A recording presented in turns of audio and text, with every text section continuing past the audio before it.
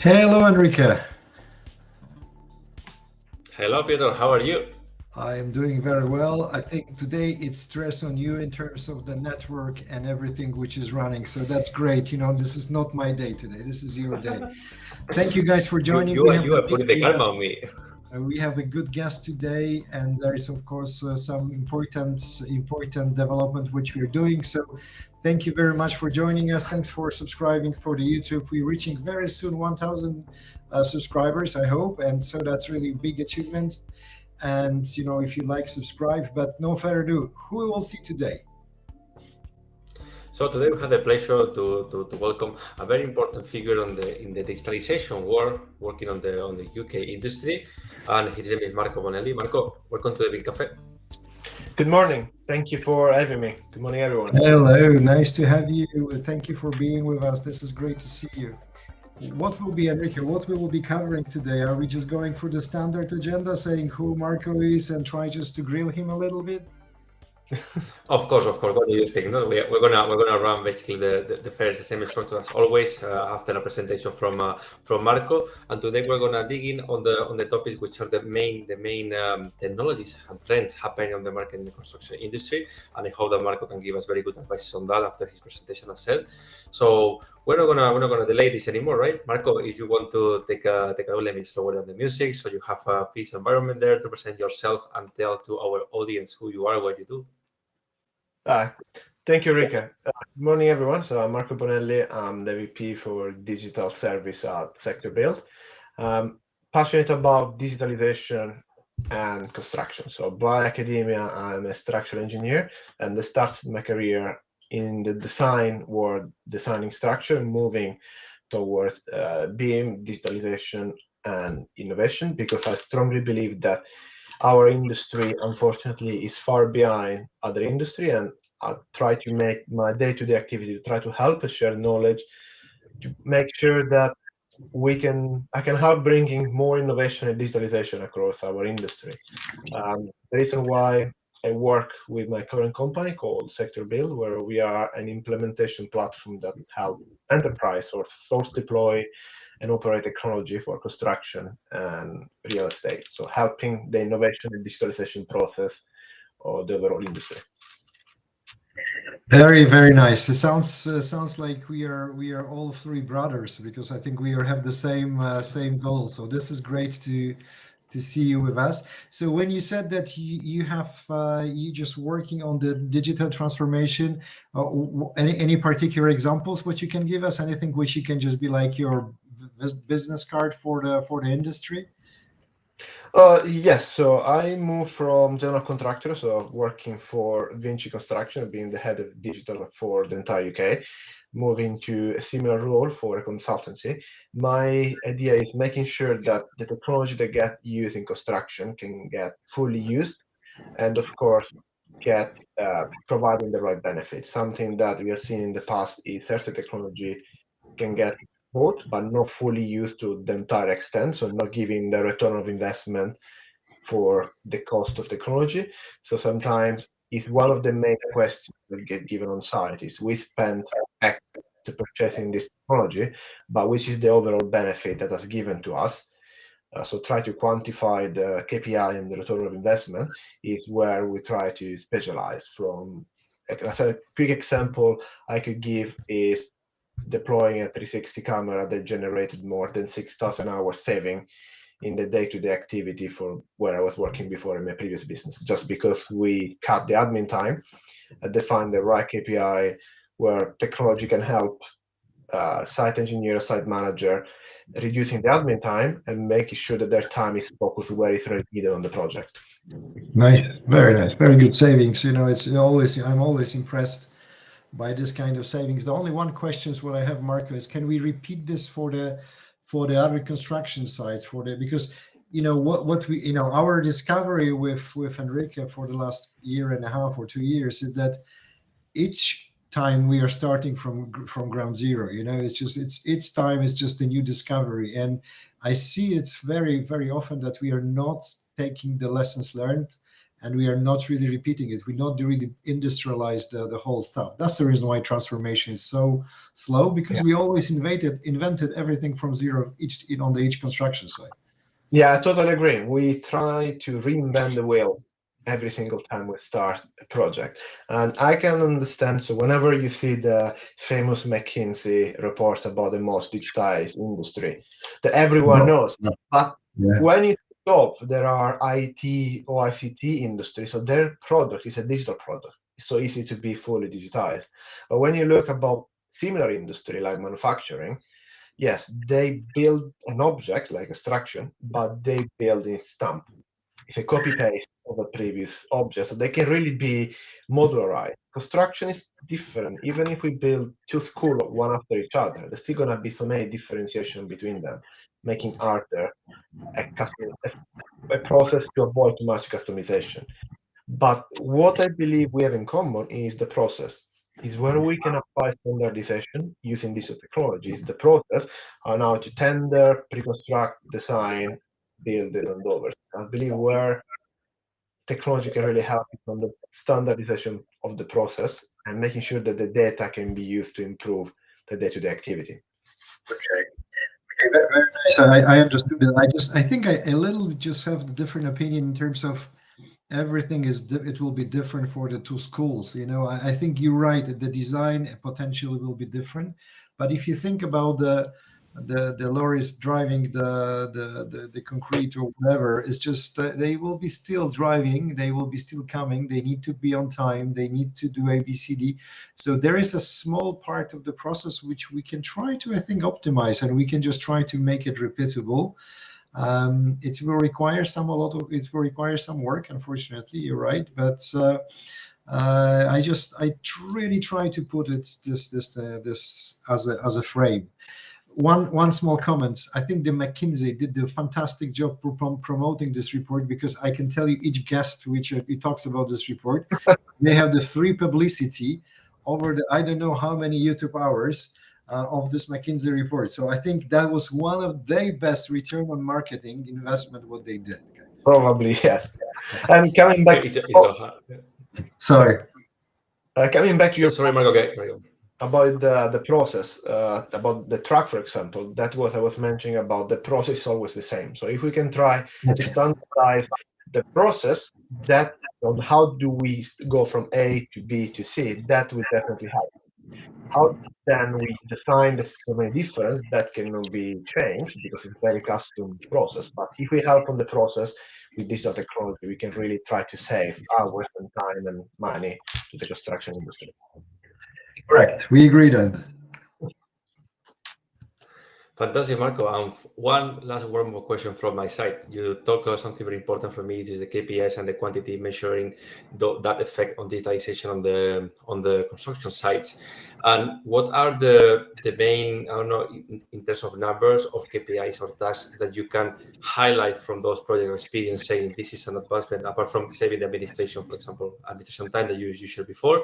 What other type of KPIs or activities that can be really reduced or drastically improved by the use of technology in the construction sites? So I believe we can, other than saving time in terms of admin possibility, we can quantify in terms of, as you know, in UK, because general construction is made by a general contractor that is managing the process and a series of subcontractors that physically build the building. So we could differentiate on how digital technology can save and can speed up the process management of the building for managing all the activities, reviewing them, making sure subcontractors are paid on time, making sure that all the data flow through to manage more effectively the process, or also when we talk about down to the subcontractor, try to build faster and quicker. As example, using concrete sensor in the concrete structure, try to monitor the structure better to try to speed up the process whenever we can, or try to use sensor to help in certain discipline like partitioning, MEP, or using robots to make the process faster. So I believe in terms of KPI, we should differentiate if we focus on process management or focus on building physically the project. Very clear. Very clear. Perfect. And in terms of your role in Vector, are you guys Sector Build? Sorry, are you guys dealing with the main contractors, or you come in as another contractor to the construction side of the projects? So what we try to do is we work with the innovation and digital team of the general contractor, helping them on innovate and digitize. So one of the barriers that we have seen in construction, when I was part of general contractor or now on the other side as consultancy, is innovation and digitalization is often seen as a nice thing to have, but not for every company is a must to have.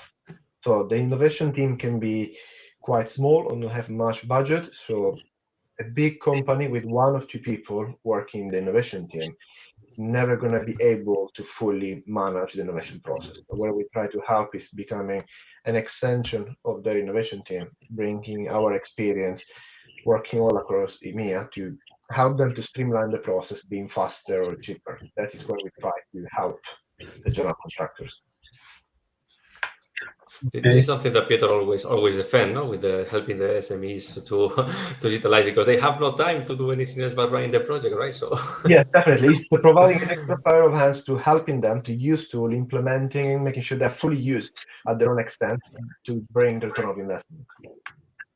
Yeah, no, but I think one of the key elements which we are seeing in the discussing with the small companies is that they don't have a time. In fact, that was really our biggest discovery. That this is very small companies, 10 to 15 people company, which creates the majority of the construction companies. In fact, in the UK and Europe. So it's just I understand the big Vincis and Weeks and all of this of the world, but it's at the end, it's just coming to the small 20 plus or up minded, whatever. It's just between 20, 50 people company. And they will not invest any single dollar for any system because they have no time, because they're running like crazy just to make it sure that they fulfill what they are good at. So they're not good in systems for sure. No, definitely, totally agree. It's one of the issues. They are too busy day-to-day management to be able to set up time aside to research, to implement, operate digital technologies. Yeah, I agree. We agreed. Fantastic. So Marco, let's start on the first part of the interview we prepared here. So we're gonna have like 3 blocks. We said talk about the current development, the latest trends that we're currently using, then what is coming next and how to adapt to them. No, that's kind of the idea we want to break down this interview in. Firstly, as you mentioned, the 360 cameras and this is reality capture and evolved to virtual reality and so on is something that is coming to the market, and everyone agrees that it's really what is making an impact. And you think this is only that there is any other technologies to integrate that currently having an effect on the projects? What's your view? I believe in this moment the market, so 360 cameras are going widely in the market and helping to record project, also specific to the golden thread and making sure that this data is captured and recorded and kept for the next 10, 50 years. But something that I've seen recently the market moving is moving from a one platform that does everything to a marketplace of application. As part before of general contractor, I was trying in the beginning to look to basically reduce the amount of tool or platform that the company use to be able to be faster in deploying them. But one tool or one platform that does everything will not exist. It will never exist that does everything good. So one of the key elements I believe that need to in terms of the latest trend and must happen is interoperability of data, making sure that all the platform that got used between different company, the data can flow from one part to another one to be able to fully use them in the best way. Of course, the 3D printing and robotics is something that is really coming on the industry, especially for helping the construction of the building, not just for the process management. So using the 3D printing machine to be able to pre-work on offsite and be able to install as MMC the material on site. So that is something that is coming quite quickly, I believe, in our industry. Wow.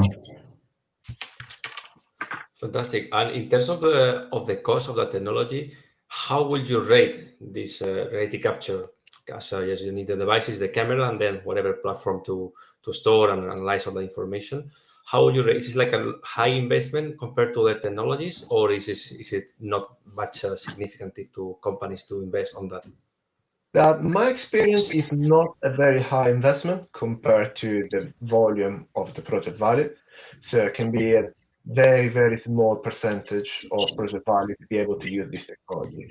And if we consider that an average for a 360 camera cost is around £300, so it's a very small cost for hardware, but also very limited cost for the software to run.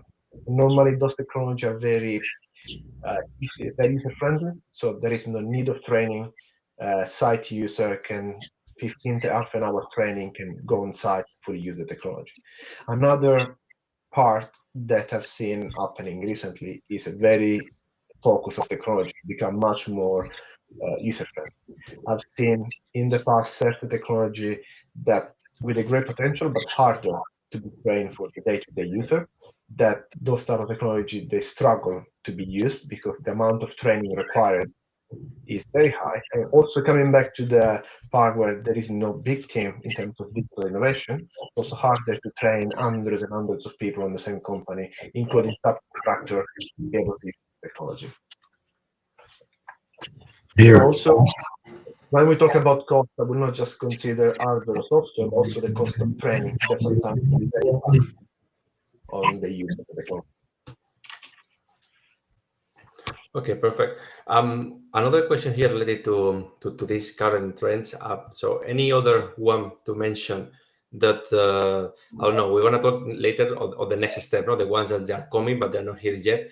What do you think it is any other one apart from virtual reality or augmented reality, or using AI? Maybe people talk about this data analytics, this develop application for no code or low code, this for analysis of the data in the construction projects. Which one of them you guys are developing?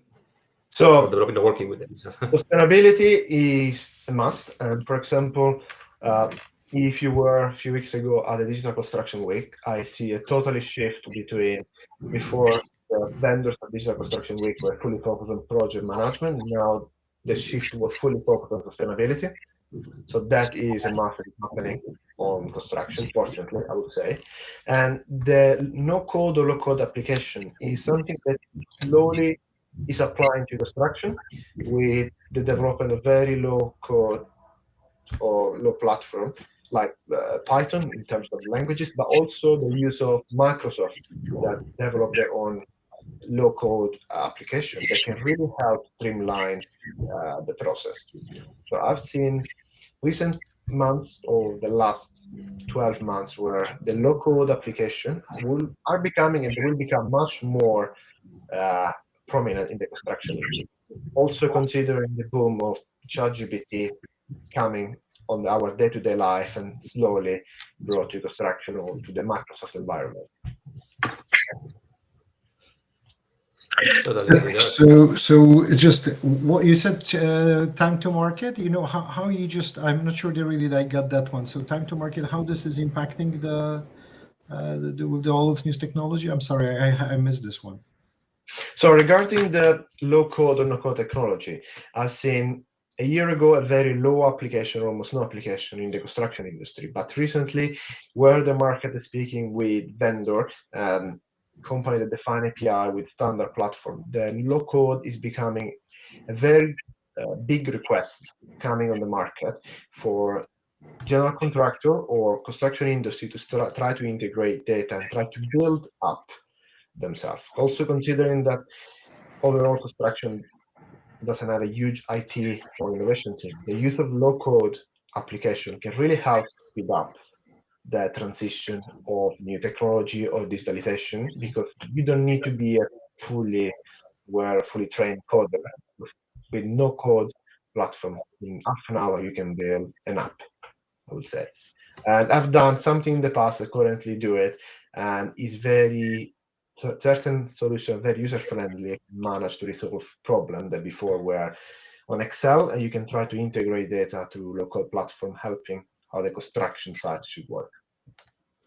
And all this data, Marco, will be served to analyze and help you to make the best decision. This is the purpose of that. Yeah, that is the idea. Try to make an informed decision and try to speed up with the process. So I would say that probably the most common software using construction, unfortunately, is still Excel. That is the most common software. So try the use of low code can also reduce the use of Excel, because this data can be put in a dashboard, can be put in a platform, used in a database, so can be analyzed and help on making informed decision, also helping on informed future projects. So collecting this data in a full warehouse and in a database. Okay. Fantastic. So you mentioned this a couple of weeks ago on the Digital Construction Week in London. The main topic was the sustainability, and this is where I go now. Not just in sustainability, just where we were going right now. So sustainability might be the focus right there. How do you think, my first question, we need to tackle that? It's a fundamental issue that we have to tackle in terms of sustainability. So construction is an industry that we will always need. All of us need a place to live and work. So it's the most important industry that there is for humanity. But also, as a common view, is seen as a very dirty, polluted industry. And it also, from all the sub-process together, it contributes with an enormous amount of CO2 production across the entire process, from creating materials till handover and use of the building. So try to focus on sustainability and try to reduce the carbon consumption of the building. That is an element that is so important for our industry to survive, to become better and cheaper, and also to help our planet. And I was very glad to see at the latest DTW a total shift in terms of topic of all the masterclass, and also technology exposure, that calculation of ESG or the sustainability has become the must and the main topic around. Like 2-3 years ago was project management, for example. Clear. All those requirements about Sorry, no, Sorry, but I'm just trying to think, because I see that a lot of organizations are coming with this approach to saving the data, saving the planet, but when you started digging into it, you do not see really the big impact on it. So and again, I know that there's only small actions will just drive us to the end, but do you think it's a kind of like a green bashing a little bit? Just people try just to do because it's popular, but at the end there is not such a big impact. How do you see this from this ethical perspective? That's definitely a good question. I kind of partially have the same fear of what you just expressed. I hope not, because sometimes it's becoming like a buzzword, something that every company has to showcase. Make sure that you are seen as more sustainable with a target of 2050 after the COP26. So that was a kind of buzzword that got created. I hope that companies really taking the right step to reduce CO2 consumption, also so that the concrete manufacturing is trying to work to reduce the amount of CO2 produced by creating concrete. We try to switch from hydrogen fuel to try to go and create concrete, so to try to use different solutions. So I hope that the overall, not just the subcontractor or the general contractor, but overall industry can work together to try to find where we can save the environment, reduce the amount of CO2 produced, reduce the amount of waste. If we go back to step one and we see that construction has so many issues, so much rework, therefore so much waste, also working in the direction can try to save the amount of CO2, because we can reduce the amount of waste. So it's not just one action, it should be overall looking how do we build and try to help and reducing the amount of CO2 and waste wherever we can. Okay, got it. No, I appreciate the answer. Thank you. Sorry, Enrique, for breaking the flow of the discussion. No worries, it's not. And what I wanted to ask you before, Marco, is that of my belief, those green badges that I also agree on that probably in many other occasions are the push behind the intentions of the companies. Are you seeing recently more and more contractual terms of achieving certain levels of cap of emissions and so on? So because it's there when it shows on the contract, when there are numbers and probably penalties under that, when people take it seriously, you cannot just do it because of love of the nature. So are you seeing recently that the contract terms are changing and the emissions and other stuff like SGS and so on, they are getting more and more show? I've seen many client requirements recently in the last 12 months where a very heavy focus on the sustainability, where try to address the material, the cost, request on tracking of the material whenever they get produced locally, where how the waste get disposed, on also try to track the entire process from day one to disposal. So I've seen in public and private frameworks or local client asking for a more rigorous term in terms of CO2 production and reducing the amount of CO2 that get produced in the construction process. Okay. Become really high request and a demand from clients all around UK. Okay. Glad to hear that it's committed. No, I'm only just thinking, I think the clients are coming, but this is because of as you mentioned, I think that's a big pressure from the investors just to see that there is some impact. But I sometimes feel that's not really coming from the heart. It's difficult to say it, but but that's a philosophical discussion. It's not about the construction. It's more about. Even if you have this moment, it's not always coming from the heart. That was the kickoff needed to start the process, and hopefully we can also have a shift of heart, not just of the end goal. Yeah, agreed. Okay, sorry, that's good. Fantastic. Talking a bit about the automation initiative that happened to the market, we can discuss them from the previous topic about the low code and no code applications. But automating processes on the construction field itself, the saving time, where do you see the technology can fit there in terms of applications? Or we're talking about the administration tax with the reality capture, for example. Other examples that came to you or your experience where the automation of processes can save really time?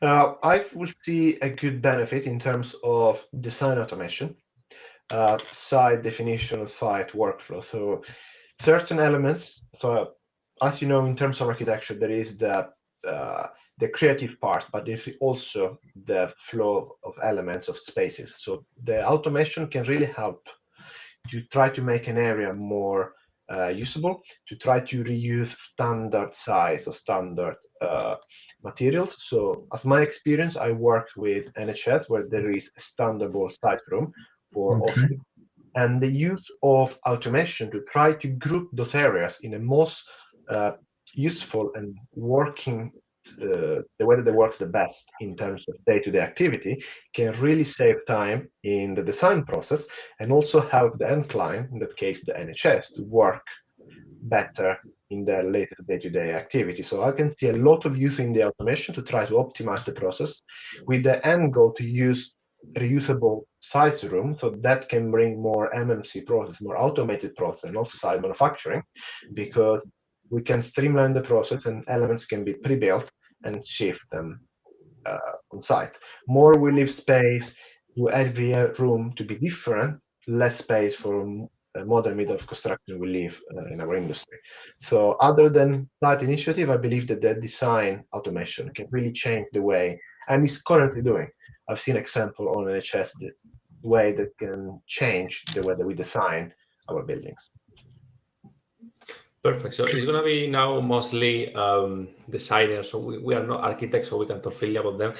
we don't really are going to be now in charge to propose design. Just let's say to review that most well or automatized or efficient design that the system is going to produce, right?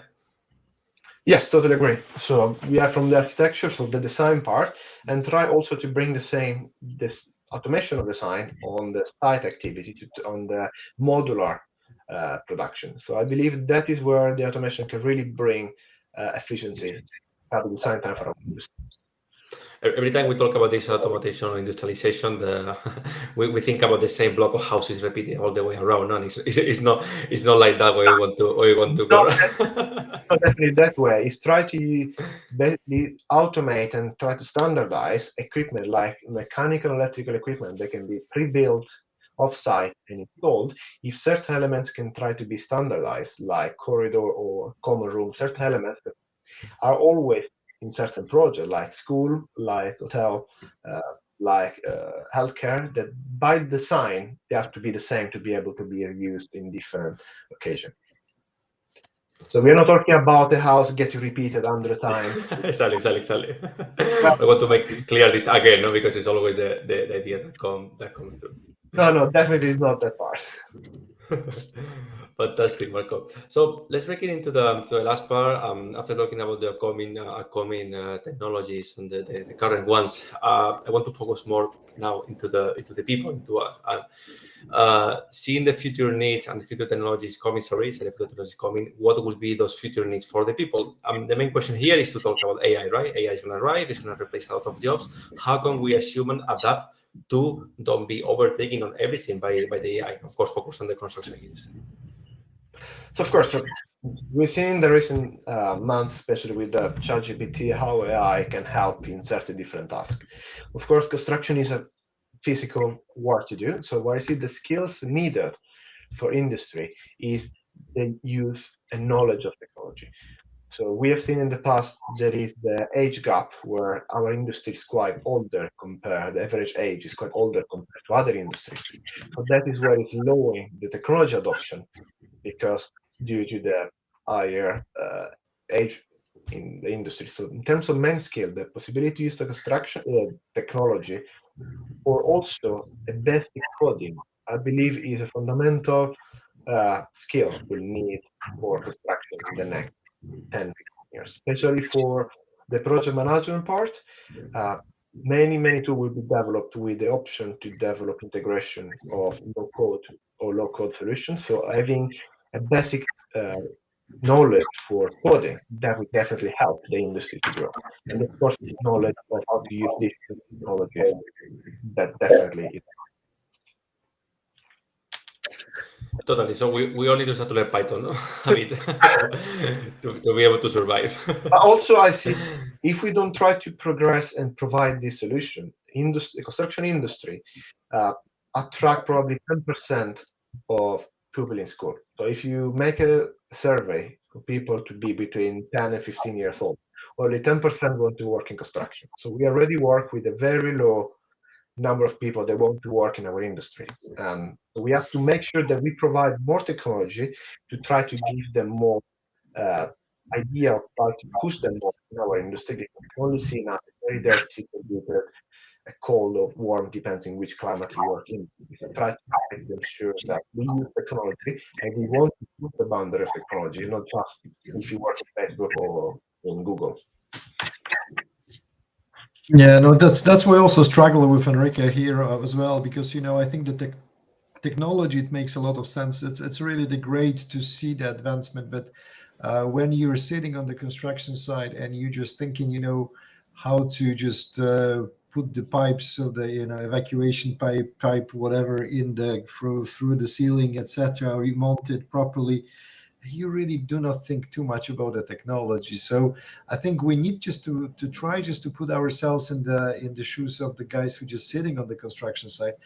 I'm not talking about the architects. I'm not talking about the engineers who are designing. I'm talking about the guys who are just really building it. Yes, definitely. Yeah, it's just so I think it's really sometimes, I think we have two episodes before, we have the one guy which we were talking about the construction, and one of the examples comes in that creating the building with the specific ovals, etc., creates so much rework for the people sitting on the construction that it was not even thinkable by the engineers and by the architects. But it took 5 days more than normal, right? And because these guys never get into the construction site, so they invented something. The technology was there. We did even the BIM model, but at the end it was impossible to assemble it, right? And just to make it sure it works. So yes, technology, I hear you, but sometimes maybe we can just go and just see how the things works in the real life on the construction side before we will just start to pushing technology to these poor guys in the construction. Definitely. The end goal of you sometimes is what I've seen in the past is many companies say we want to digitalize or we want to innovate, but we want to understand which is the end goal. Sometimes become digital became a mantra and just become the end goal. What we want to become digital, use technology for what? So try to understand. I totally agree with you, Pietro, on how to understand what is the end goal in construction, helping the user, the builder that is on site to assemble NMP equipment or to build concrete, on how to use technology to help his process, improve health and safety, Agreed. work faster and better. I think we have the same goal. We still don't know how to achieve it, but maybe we'll just move all people to the construction site for a beer and just to show them how this thing works. I'm not sure that we help in terms of health and safety, but we can try. Yeah, just that was a specific zone for beer drinking. And do you think, Marco, that this problem can definitely be solved or pushed with the new generations arriving to work on the construction industry? I definitely believe that in this moment, more and more people are focused in our industry on improved digitalization and innovation, much more than before. The scale of people working in this type of sector in our industry is continuing to grow. So I am expecting that because the amount of people that try to push innovation in construction is going higher and higher, we are trying to become at least not fixing the entire problem, but try to become more closer to a solution on how to innovate, how to digitize, with the end goal of building better, faster, cheaper, and safer. Yeah, makes sense. And also, if let me redo again the question for the new generations arriving to the site. So because at the end, I don't think we're gonna end up maybe in 50, 100 years gap yet, but end up with no people putting bricks. No, at the end, we will need someone always to put the bricks, mix all this cement. If new generations who have grown with the TikToks and their smartphones and all the internet things, they arrive to those positions where there is totally no impact of the technology.